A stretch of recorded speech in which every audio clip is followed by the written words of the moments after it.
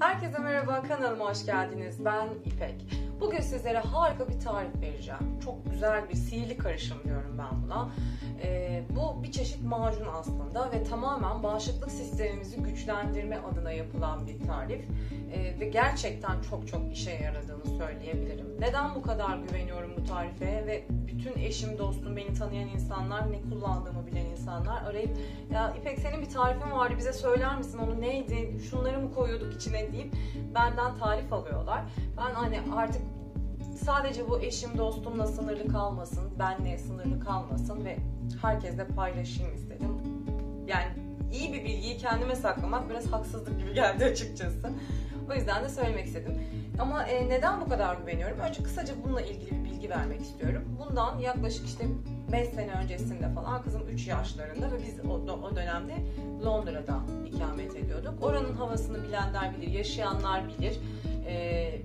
Ve aynı zamanda gidenler, ziyaret edenler ya da duyanlar da bilir. Çok puslu, çok böyle rutubetli, çok nemli bir havası var. Hatta öyle ki binaların dışında, çatılarda yosun görmeniz mümkündür. O yüzden özellikle astım hastalarına çok kötü gelen, zorlayan bir hava şartları var. Olmayanı da astım edebiliyor diyebilirim. İşte benim kızım da onlardan biri oldu maalesef. Ayda 2-3 defa hastanede yattığımızı, birkaç gün kaldığımızı ve yoğun tedaviler gördüğümüzü biliyorum. Ve her kullandığım antibiyotik ve ilaçtan sonra hep böyle kızımda daha farklı şeyler fark etmeye başladım. İşte kan akışı ile ilgili sorunlar yaşamaya başladık. Artık öyle bir duruma geldi ki kanı çok fazla sulanmaya başladı. Kullandığı ilaçlardan dolayı burnundan kan gelmeye başladı. Çok korkmuştuk. Bütün vücudunda böyle morluklar vardı, yuvarlak.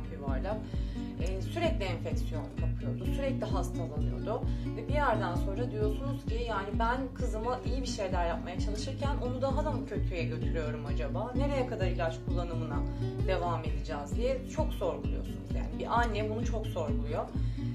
O dönemlerde araştırdığım ve daha çok doğala gitmek zorunda hissettim kendimi. Araştıra öyle bir formül buldum ki inanılmaz bir şey. O gün bugündür, yani düzenli kullanmaya başladıktan bir süre sonra artık tamamen astım ilaçlarını ve diğer antibiyotikleri hep bir kenara attık. Hiç kullanmadık. Allah nazardan saklasın. Gerçekten uzun zamandan beri hiç hastalık evimize girmedi, kapımızı çalmadı. Çalsa da biz fark etmedik. Belki bir günde atlattık. Aynı şekilde küçük kızım şu an 2 yaşında. Bu tarifi ona tabii 1 yaşındayken falan kullanmam pek mümkün değildi. Siz de nedenini anlayacaksınız şimdi. Çünkü bazı ürünleri kullanamıyorsunuz bebeklere. Çok fazla o da enfeksiyon kapıyordu. Sürekli hastalanıyordu, ateşleniyordu ama ne zaman ki yaşını doldurdu ve ben bu tarifi kullanmaya başladım, bazı ürünleri vermeye başladım. Ondan sonra artık o da hastalanmaz oldu. Yaklaşık 1 sene gibi bir süredir hiç ateşlenmedi. Çok güzel bir şey bu benim için. Çok iyi bir şey. Her annenin istediği bir şey. Tamam, artık daha fazla uzatmayayım. Sabırsızlıkla bekliyorsunuz eminim. Belki buraları izlemediniz. Böyle çabucak geçtiniz ama izlediyseniz de iyi yaptınız diyorum. Çünkü bu kadar bilgi bile sizin kullanmanızı sağlayacaktır diye düşünüyorum. Peki neler? Hadi şimdi malzemeleri sayalım ve karışımımızı yapmaya başlayalım.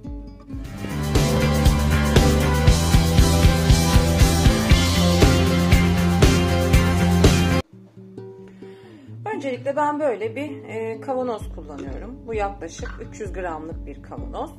Bunun içerisine dediğim gibi çam balı koyuyorum ben. Eğer sizin de akciğerlerinizle ilgili bir sıkıntınız varsa çam balı koyabilirsiniz. Evet, balımı bu kavanozun yaklaşık 4'te 3'ünü dolduruyorum. Neden 4'te 3'ü? Çünkü koyacağımız malzemelerle zaten yeteri kadar bir yer kaplayacak.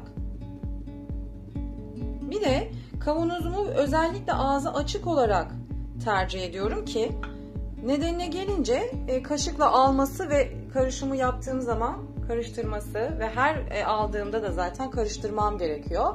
Önce güzelce bir karıştırıyorum. Ondan sonra bir kaşık alıyoruz. Bu şekilde olması benim kullanımım açısından daha rahat. Ben Hemen göstereyim. Yaklaşık şöyle bir parmak boğumu kadar zencefil kullanıyorum. Taze zencefil. Siz isterseniz toz zencefil de kullanabilirsiniz. Ama ben taze zencefili tercih ediyorum. Şöyle güzelce koyalım.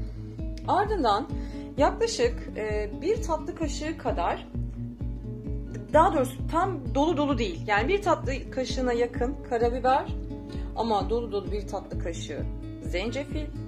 Pardon, zencefil diyorum, tarçın. Yine bir tatlı kaşığı kadar zerdeçal. Yaklaşık şöyle 5-6 belki 7 adet karanfil. Yine bir tatlı kaşığı kadar çörek otu. Ben çok fazla koymayı tercih etmiyorum çörek otunu. Çünkü çocukların yemesi bazen sıkıntı yaratabiliyor. Ve safran eğer varsa, yoksa önemli değil.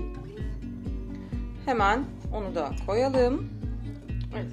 Şöyle birkaç tel safran atıyorum. Yani 7-8 tel olabilir. Safranın şöyle bir özelliği var.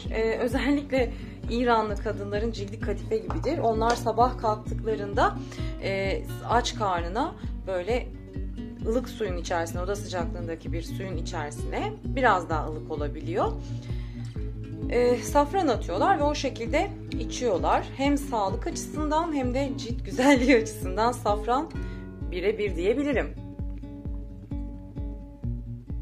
Evet, safranımızı da koyduk ve hepsini şöyle güzelce bir karıştırıyoruz. Bu arada dediğim gibi safranın hani varsa olabilir, yok da olabilir, yoksa koymayabilirsiniz. Çörek otunu da koymayabilirsiniz, hiç önemli değil. Ama olursa daha iyi olur tabii. En son artık limonlarıma geldi sıra. Ben böyle kabukları güzel yıkanmış yaklaşık yarım limonu 4'e bölüyorum ve bu şekilde içine doğru batırıyorum.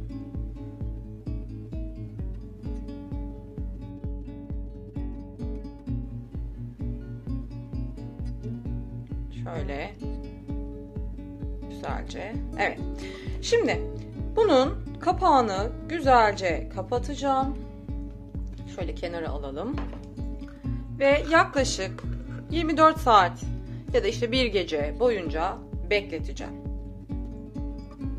Evet, dediğim gibi bu karışımı iyice kapattıktan sonra karanlık bir yerde ya da işte buzdolabında tutabilirsiniz. Tüketene kadar kullanabilirsiniz. Çocuklar sabah aç karnına bir tatlı kaşığı, büyükler ise 2 çorba kaşığı, gün içinde 2 çorba kaşığına kadar çıkabilir. Çocuklar da 2 tatlı kaşığına kadar çıkabilir. Yalnız bir diğer şey, bu çok önemli, bakın bu her bal için geçerli. Hani böyle ballarımız için bu şekilde tahta sopalar satılıyor ya, bal sopası, ne olduğunu bilmiyorum adının açıkçası. Aynı bunun bir sebebi var. Neden metal konulmuyor? Çünkü o balın içerisindeki bütün o yararlı şeyleri metal öldürebiliyor. O yüzden tahta kullanmak çok önemli. Bir diğeri propolis kullanımı. Ben bu karışım, propolise geçmeden önce şunu da söylemek istiyorum. Bu karışımı verirken içine birkaç adet de polen atmak. Yani şunun gibi yine bir kavanozum var benim, polen kavanozum. Şöyle göstereyim. Böyle birkaç adet, görünmüyor galiba. Yapamadım bu sefer. Durun bir dakika, göstereceğim. Kararlıyım. Evet, kamera açısından tekrar oynayamayacağım. İçeride çünkü kaos var. Kızlarım maalesef birazcık sıkıntı yaratmaya başladı. Şöyle birkaç adet polen var. Gördünüz mü bilmiyorum ama bunları da zaten işte hani bu bal falan satan yerlerde bulmanız mümkün.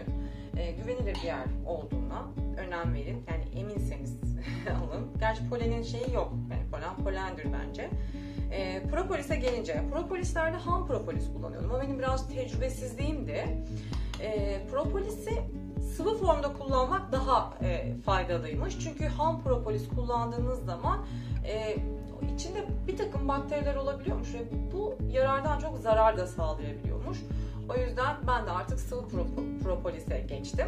Şimdi sabahları aç karnına bunu aldık. polenle birlikte içine birkaç tane attık, kaşıkla yedik. Ardından propolisi içiyoruz. Onu da haftada 2 defa ya da 3 defa yapıyoruz. Yine her şeyin fazlası zarar noktasına geri dönüyoruz aslında. Nasıl ki vitamin kullanıyoruz, bu vitaminleri çok fazla kullanamıyoruz. Çünkü şöyle söyleyeyim, fazla demeyeyim de vücudumuzda eğer atıyorum D vitamini, çinko, magnezyum her neyse normal değerlerdeyse daha fazlasını almak vücuda yarardan çok zarar sağlamaya başlıyor bir noktadan sonra. Bunu engellemek için de çok güzel yöntemlerden biri ve yegane yöntem aslında kan tahlili. Yani çok basit bir şekilde gidiliyor, kan tahlili yapılıyor ve değerlerimize bakılıyor. Neyimiz eksikse o karşılanıyor. Aynı şekilde propolis de öyle. Yani fazlası zarar. Propolisin vücuda fazla olup olmadığını bilemiyorsunuz. Hani bunun kan değerlerinde ölçmek pek mümkün değil ama bunu engellemek adına haftada 2 ya da 3 defa kullanımı yeterli diyebiliyorum. Bir de buna istinaden ek olarak, yani herhangi bir karışım değil ama bilgi olarak vermek istedim. Keçi boynuzu özütü kullanıyorum ben. Keçi boynuzu pekmezi değil, yani pekmezi var kullanıyorum ayrı konu ama ayrıca keçi boynuzu özütünü tavsiye ediyorum. Eğer astım hastasıysanız veya akciğerlerinizle ilgili bir enfeksiyon sorunu ya da nefes darlığı yaşıyorsanız gerçekten çok faydasını göreceksiniz diyorum. Benden bu kadar. Aslında verebileceğim, sayabileceğim birçok tarif ve öneri var bununla ilgili. Çünkü bu konuda biraz kafaya takmış, kafayı yormuş bir insan olarak tecrübelerimden de yararlanarak sunabileceğim birçok şey var ama bunları da başka videolara saklıyorum. Şimdilik benden bu kadar. Görüşmek üzere. Umarım uygularsınız ve uyguladığınız zaman hastalıkların, enfeksiyonların nasıl yok olduğunu, kapınıza pek uğramadığını, uğradığı zaman da aman be bununla uğraşılmaz, bu gayet sağlıklı dediğini göreceksiniz. Sağlıklı yaşayın, sağlıklı kalın, mutlu olun diyorum. Hoşça kalın.